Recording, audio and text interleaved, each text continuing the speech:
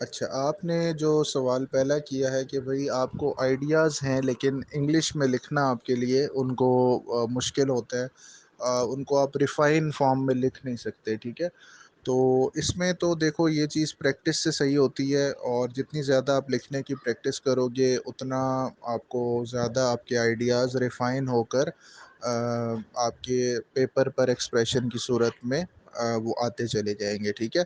और इसमें चलो ये एक अच्छी चीज़ है कि आप यूनिवर्सिटी के अंदर हो तो आपको मुख्तलिफ़ पहली बात तो आपको जो यूनिवर्सिटी के अंदर ही एक टेक्नीक ये बता देता हूँ जो आप करो, ठीक है?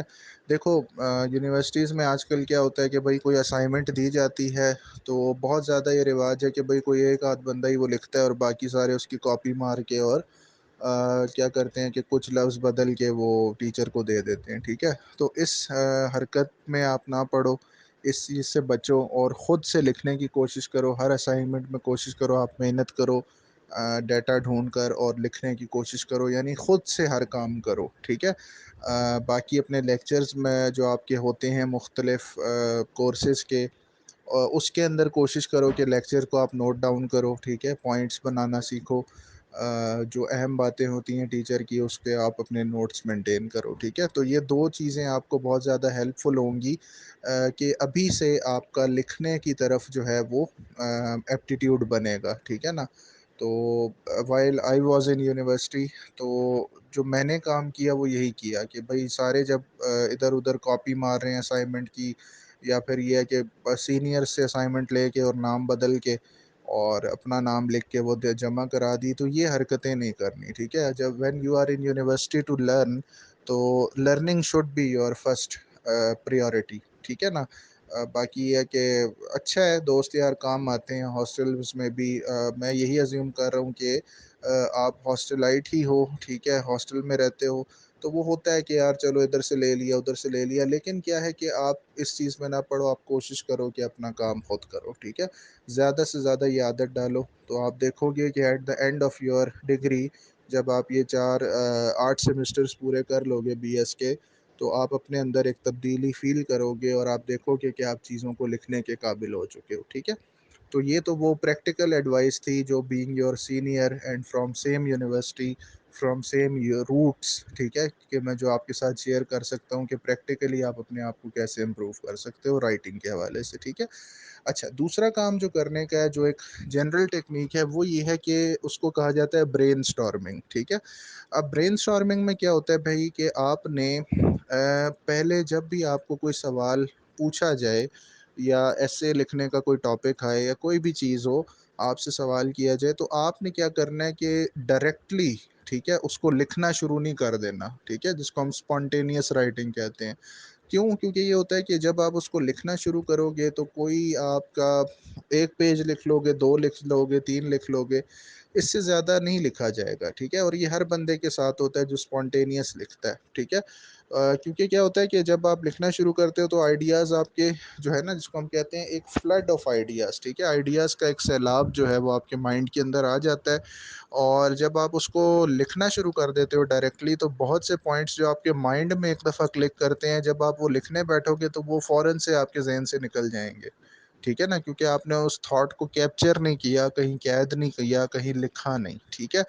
वो बस ज़हन में आते चले जा रहे थे, जो आपके लिखाई में आते वक़्त जो ज़हन से वहाँ पर ट्रांसफ़र हुए, लेकिन 6-7 पॉइंट साथ-साथ निकल गए, क्योंकि आपका माइंड सोचने की जो सलाहियत है, वो ज़्यादा तेज़ होती है, ठीक है ना?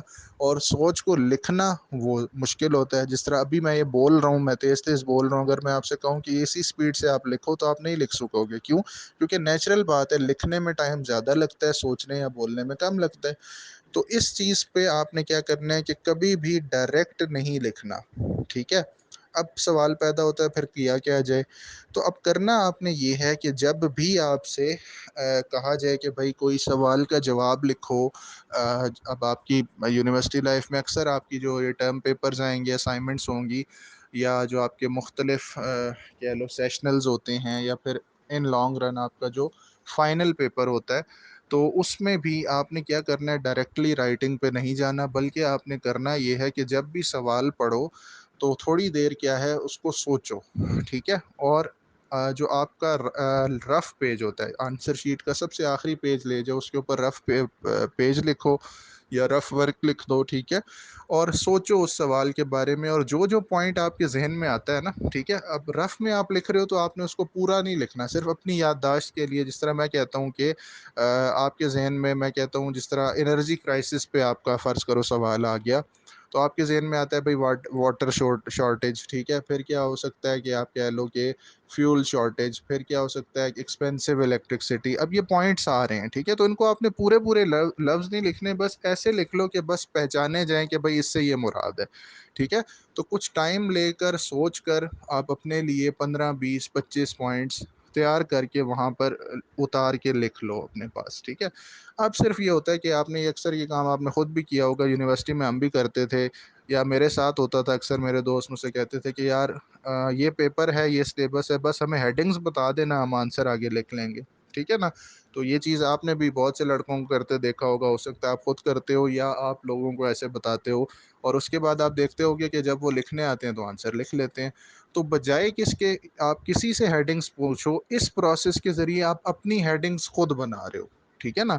जब रफ पेज पर आपने 15-20 पॉइंट्स लिख लिए, तो अब जब वो बेसिक थॉट लिख ली तो उसकी डिटेल लिखना तो फिर ज़्यादा मसला नहीं रहता ना, ठीक है? तो ये तरीका आपने करना है कि सवाल का जवाब है, फ़र्ज़ करो 20 नंबर का है, तो आप जितने नंबर हैं उतने पॉइंट्स ज़हन में सोच लो, ठीक है? आप कहो कि मैंने इसके 20 पॉइंट पहले बना लेने हैं, उसके बाद उन पॉइंट्स को मैं डिटेल में लिखता जाऊँगा। तो आप देखो हर पॉइंट पे अगर 6-6, 7-7 लाइनें भी आप लिखो, तो आपका 20 को आप 7 से मल्टीप्लाई करोगे तो क्या होता है, 140 लाइन्स, व्हिच मीन्स कि आपका 2.5 या 3 या 4 पेजेस का आपका जवाब तैयार हो जाएगा, ठीक है? ऐसे में ये काम थोड़ा ज़्यादा करना होगा, क्योंकि ऐसे आपने जो सीएसएस का है वो 2500 से 3000 वर्ड्स का लिखना होता है, जो 100 नंबर का है, ठीक है? तो आप उसमें ये सोच लो कि आपने 100 पॉइंट सोच लेने हैं, ठीक है? और हर पॉइंट पे आपने 5 या 6 लाइनें लिखनी है, तो आप देखो कितनी ज़्यादा आप चीज़ें लिख जाओगे, ठीक है?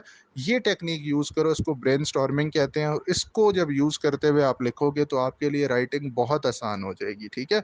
राइटिंग में भी ये नहीं करना कि भई बहुत हैवी-हैवी वर्ड्स जिनका मतलब भी सही नहीं पता वो उठा के डाली जा रहे हो, नहीं।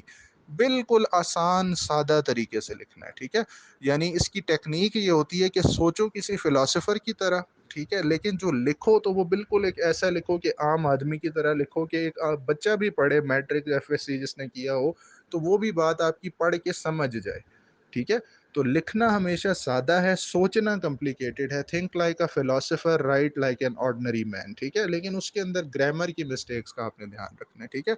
तो ब्रेनस्टॉर्मिंग की ये टेक्नीक है, इसको यूज़ करते हुए आप अपना राइटिंग को बहुत बेहतर कर सकते हो, बहुत ऊपर ले जा सकते हो, ठीक है? तो होपफुली मैंने आपकी इस चीज़ का आंसर कर दिया होगा कि भई आपको थॉट्स बहुत ज़्यादा हैं, लेकिन आप उसको लिखो प्रैक्टिकल राइटिंग में कैसे डालो, ठीक है? और साथ इसकी प्रैक्टिस है, पहले दिन से ये चीज़ अच्छी नहीं बनेगी। ऑब्वियस बात है कि Rome was not built in a single day, ठीक है ना? कि कोई भी अज़ीम चीज़ एक दिन के अंदर नहीं होती, कंसिस्टेंट प्रैक्टिस करो, और उसमें ये अल्लाह ने आपको बहुत अच्छा मौका दिया है, ठीक है? आप जिस इदारे में कायद-ए-आज़म यूनिवर्सिटी में गए हो, इसका यही एक आप कह लो मुस्बित चीज़ है, अगर आप इसको एनालाइज़ करो, कि अगर आप इसमें जाकर खुद मेहनत करोगे और खुद से चीज़ों को लेकर चलोगे, तो आप देखोगे it will work wonders for you, ठीक है? When you are at your last semester, you will feel the change in you, कि आप देखोगे कि आपको कितनी चीज़ें आपने सीखी हैं। लेकिन इसका ये भी याद रखना है कि फिर नेगेटिव एक्टिविटीज़ में नहीं पड़ना। कोई दोस्त यार कहता है कि यार कोई नहीं, चलें अभी घूम फिर आते हैं, ठीक है? तो बाद में किसी सीनियर से लेके असाइनमेंट और उसके ऊपर नाम बदल के कर देंगे, ये काम नहीं करने, ठीक है? खुद काम करो, बी सेल्फ सफिशिएंट, ठीक है? खुददार बनो, ठीक है? सारी चीज़ें खुद करो, तो at the end of the day ये यूनिवर्सिटी यकीन मानो ऐसी है कि आपको ऐसा पॉलिश करके निकालेगी कि आप इंशाल्लाह आगे अपनी प्रोफ़ेशनल लाइफ़ में मार नहीं खाओगे, ठीक है? तो होपफुली मैंने आपका ये आंसर कर दिया है। फिर भी अगर कोई चीज़ क्लियर नहीं है तो आपने क्वेश्चन कर लेना।